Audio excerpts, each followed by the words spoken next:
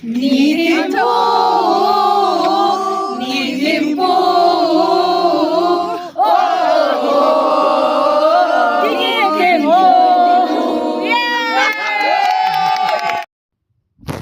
और इस प्यारे से गाने के साथ जो कि हमारे गाइड के द्वारा हमें सिखाया गया था इंस्टेंट, और सबने बहुत अच्छा परफॉर्म किया। थिम्पू का पार्ट कंप्लीट होता है। अब आज हम लोग थिम्पू से पारो की ओर जा रहे हैं। देवदास की पारो नहीं, भूटान की पारो। पारो एक शहर का नाम है जहाँ पर बहुत सारे टूरिस्ट स्पॉट हैं। तो आज हम लोग जा रहे हैं थिम्पू से पारो की ओर। ये जो रास्ता आप सामने देख रहे हैं ये थिम्पू की तरफ जा रहा है, और इधर साइड में जो गेट है वो थिम्पू से निकल के पारो की तरफ जा रहा है। और पारो जाते हुए रास्ते में ये नदी पड़ी थी जहाँ पर हम लोग रुक गए थे। नदियाँ तो बहुत ही खूबसूरत है, पहले भी मैंने बताया है भूटान की सारी नदियाँ। और पारो जाते हुए ये पारो एयरपोर्ट हमारे रास्ते में पड़ता है। इस एयरपोर्ट में लैंडिंग करना बहुत ही ज़्यादा रिस्की है, क्योंकि यहाँ इस एयरपोर्ट के पीछे आप देख रहे हैं पहाड़ है, पूरा लाइन से पहाड़ है।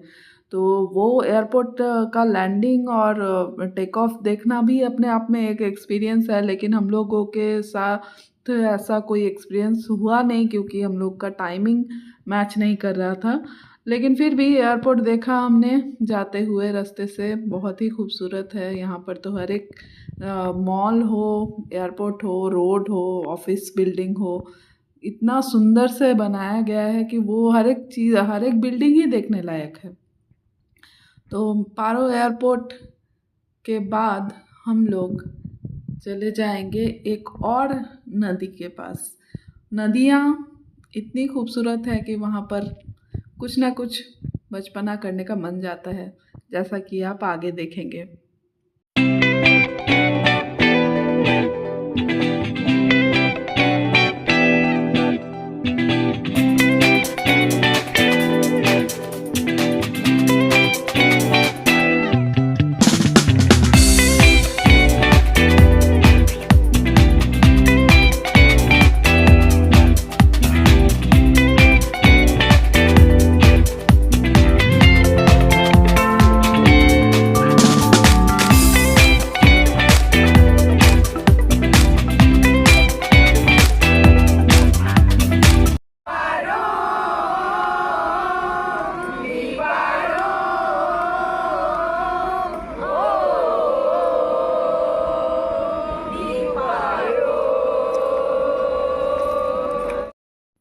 थोड़ा सा बचपना, थोड़ी सी मस्ती और गाइड के द्वारा सिखाया हुआ गाना अब इस बार पारो के लिए गाकर हम लोग नदी के किनारे से उठकर आ गए, और वहाँ पर लोगों ने बहुत सारी शॉपिंग भी की। उसके बाद हम लोग चले आए हैं अब पारो शहर में। पारो शहर में आने के बाद सबसे फर्स्ट हम लोगों का जहाँ स्टॉपेज था वो था ट्रेडिशनल ड्रेस ऑफ भूटान का पहन करके फ़ोटो क्लिक करना। तो हम लोग कुछ लोग यहाँ का ट्रेडिशनल ड्रेस पहनने में बहुत ही ज़्यादा इंटरेस्टेड थे। वो लोगों को सब लोगों को वो लोग तैयार कर दे रहे थे। उसके बाद एक फ़ोटो पॉइंट पे ले जा कर फ़ोटो खींच सकते हैं आप, वीडियो बना सकते हैं। और ये ड्रेस पर हेड 300 रुपीज़ करके लगता है, बड़े बच्चे सभी के। भूटान के ट्रेडिशनल ड्रेस की एक खासियत ये है कि यहाँ पर ट्रेडिशनल ड्रेस को बस फ़ोटो सेशन तक नहीं रखा गया है, बल्कि यहाँ के सारे लोग, लड़के, बच्चे, बड़े, स्कूल के स्टूडेंट सभी ट्रेडिशनल ड्रेस में ही आपको दिखेंगे हमेशा, हर जगह। जो बात मुझे बहुत अच्छी लगी।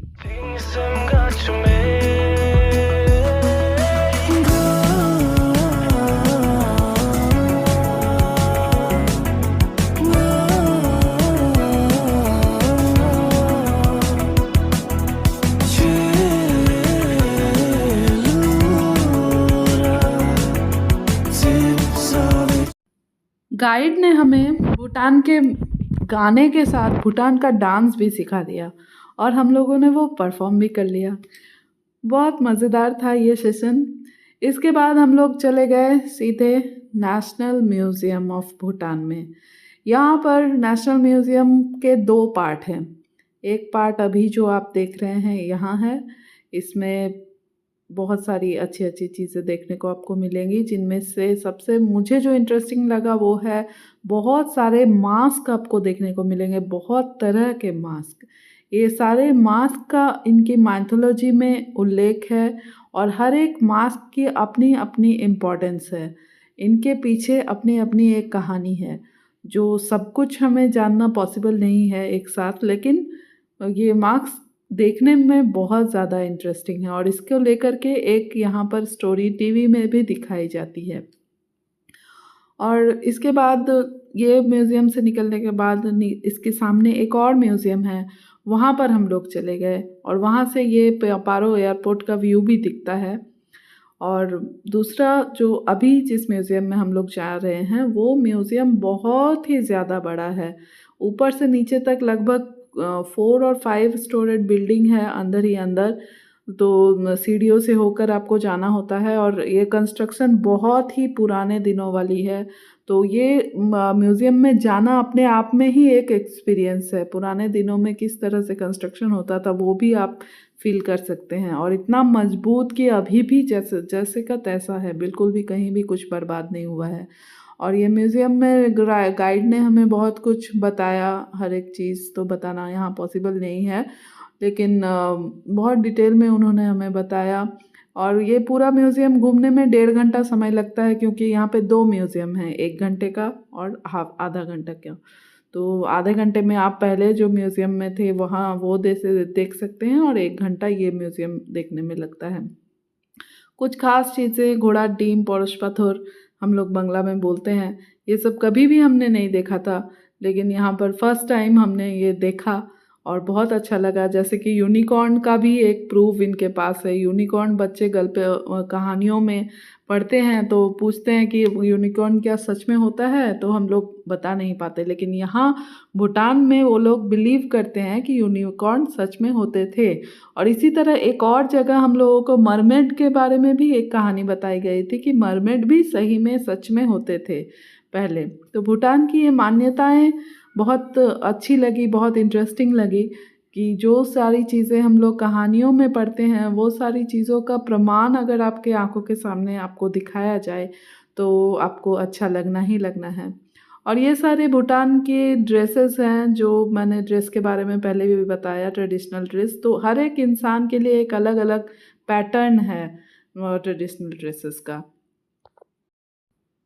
और नेशनल म्यूज़ियम घूमने के बाद अब हम लोग आ गए हैं एक और ज़ोंग में, जो है कि है पारो ज़ोंग, यानी पारो शहर का किला, जो पूर्वज राजाओं के द्वारा पहले बनाया गया था। ये किले बहुत ही ज़्यादा खूबसूरत हैं, बहुत ही ज़्यादा बारीक काम किया गया है, हर एक नक्काशी को बहुत खूबसूरती के साथ उभारा गया है।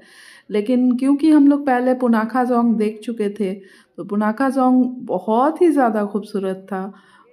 पारो ज़ोंग मुझे थोड़ा-सा उससे कम लगा, लेकिन ये भी बहुत ही खूबसूरत है। इसमें भी अंदर एक टेम्पल है, जो कि गौतम बुद्ध के बचपन की मूर्ति वहाँ पर रखी जाती है, रखी हुई है।